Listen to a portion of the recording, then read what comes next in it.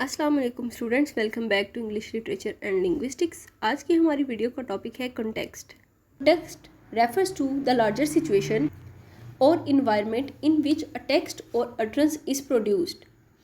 देखिए, मैं पहले आपको यहाँ पर एक बात क्लियर कर दूँ कि कंटेक्स्ट किसी एक पर्टिकुलर चीज़ को नहीं कहते, ठीक है। बहुत सी चीज़ों को मिलाकर आप उनके लिए एक सिंगल टर्म यूज़ करते हैं, कंटेक्स्ट, ठीक है।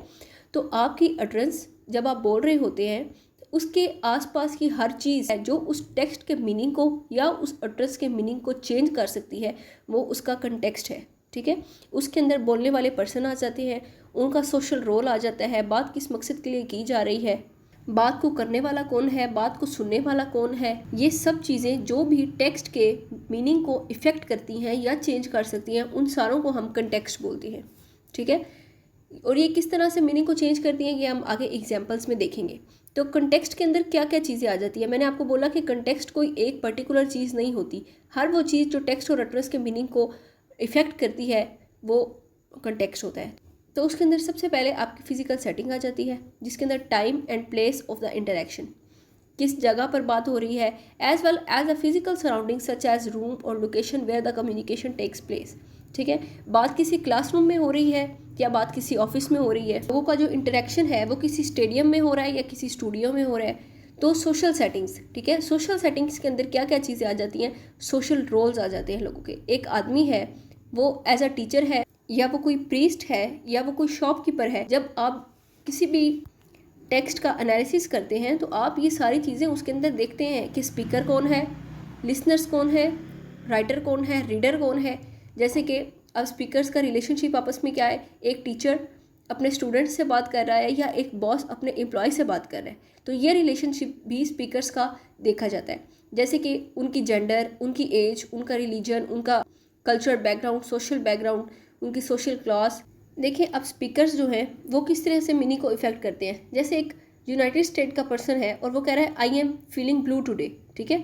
इट्स मीन कि he is feeling sad today, ठीक है। अब जो कोई भी उसके कल्चर से बिलोंग करता होगा उसको इस बात का पता होगा, लेकिन अगर वो किसी स्पेनिश स्पीकर से बात कर रहे हैं तो वो उसके मीनिंग को ठीक तरीके से इंटरप्रेट नहीं कर पाएगा, ठीक है। क्योंकि अगर वो एज इट इज़ इसको स्पेनिश लैंग्वेज में कन्वर्ट करे तो उसकी कोई सेंस नहीं बनेगी। I am feeling blue today, बेशक आप इसे अगर आप उर्दू या हिंदी में करके देखें तो आपको भी इसकी सेंस ना बने, क्योंकि आपके कल्चर में, आप अपने कल्चर में इस टर्म से फेमिलियर नहीं है, ठीक है। तो इस तरह से speakers can influence the way they communicate and interpret messages.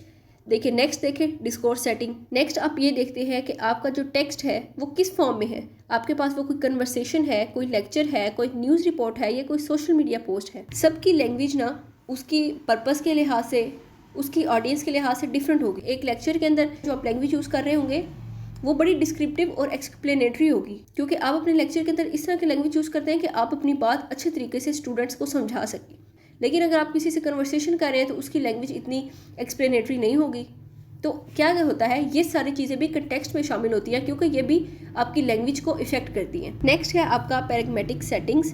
जैसे आपका पर्पस और गोल क्या है बात करने का, ठीक है। आपका कम्युनिकेशन का पर्पस क्या है, आप किसी को किसी बात के लिए कन्विंस करना चाह रहे हो, या आप किसी को कोई रिक्वेस्ट करना चाह रहे हो, या आप कोई किसी को कमांड दे रहे हो, सब में आपकी लैंग्वेज डिफरेंट होगी। तो जब आप अपनी लैंग्वेज यूज़ कर रहे हो तो ये चीज़ें भी उसके कंटेक्स्ट में आती हैं। ये सारी चीज़ें टेक्स्ट के मीनिंग को चेंज कर सकती हैं। इन सब चीज़ों को एनालाइज करके मीनिंग को बेटर वे में अंडरस्टैंड किया जाता है, ठीक है। देखिए नेक्स्ट एग्जांपल देखते हैं। एक सेंटेंस है आई एम सॉरी। ये एक फ्रेंड ने दूसरे फ्रेंड को बोला, तो वो मीन्स अपॉलॉजी हो सकती है, ठीक है। अपनी किसी भी माइनर मिस्टेक के लिए आप अपने फ्रेंड को सॉरी बोल रहे हो। लेकिन अगर यही सेंटेंस बोला जाए एक डॉक्टर ऑपरेशन थिएटर से बाहर आकर अगर पेशेंट्स की फैमिली को बोल रहा है कि आई एम सॉरी, अब सेंटेंस तो सेम था लेकिन देखें उसका मीनिंग कितना चेंज हो गया। तो इस तरह जब कंटेक्स्ट बदला, मीन्स के बोलने वाला बदला, सुनने वाला बदला, उनका आपस में रिलेशनशिप बदला, तो किस तरह सेंटेंस का मीनिंग चेंज हो गया। आई हैव टू रन, अब इसको देखें। अब पहले एक कंटेक्स्ट में आप मीटिंग में है, एक बॉस अपने एम्प्लॉय से मीटिंग कर रहा है, लेकिन वो उसको अचानक बोलता है कि I have to run, it's mean I have to go, मुझे जाना पड़ गया, ठीक है। नेक्स्ट सेंटेंस में देखें उसका कंटेक्स्ट चेंज हो गया। जिम में है अगर कोई फ्रेंड और वो अपने दूसरे फ्रेंड को बोल रहा है कि I have to run, it's mean शायद वो एक्सरसाइज करने की बात कर रहा है। नेक्स्ट देखें talking to a friend on the phone, अब फिर कंटेक्स्ट चेंज हो गया। एक फ्रेंड दूसरे से बात कर रहा है, I have to run mean कि उसको कहीं जाना है। तो तीनों सिचुएशंस में किस तरह से सेंटेंस चेंज हुआ डिपेंड करता है सोशल रोल्स पर, सोशल पोजीशन पर, पर्पस पर और बाकी सारी चीज़ों पर जो मैंने आपके साथ ऊपर डिस्कस की। नेक्स्ट एग्जाम्पल देखें। Alex, did you hear about the protest at city hall? It was earlier Boston Tea Party movement. Sam, oh, you mean they threw tea into the harbor? No, not literally. I mean it was a symbolic act of resistance.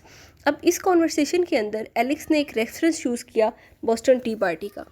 अब ये American history के अंदर एक important incident है, लेकिन अगर आप इस बात को, इस पीस ऑफ कॉन्वर्सेशन को आप उस कॉन्टेक्स्ट से निकाल दें, मतलब कि आप उस हिस्टोरिकल इवेंट को छोड़ दे, तो क्या इस कॉन्वर्सेशन का आपको सही से मतलब समझ आएगा?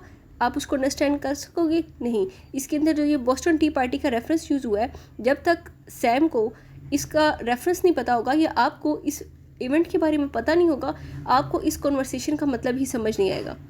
तो ये इम्पॉर्टेंस होती है कॉन्टेक्स्ट की किसी भी टेक्स्ट के अंदर। जब तक आप उस कॉन्टेक्स्ट को समझते नहीं हैं, उस रेफरेंसेस को समझते नहीं हैं, किसी भी टेक्स्ट को उसके कॉन्टेक्स्ट के साथ रिलेट नहीं करते, तो आप मीनिंग को सही तरीके से अंडरस्टैंड नहीं कर सकते।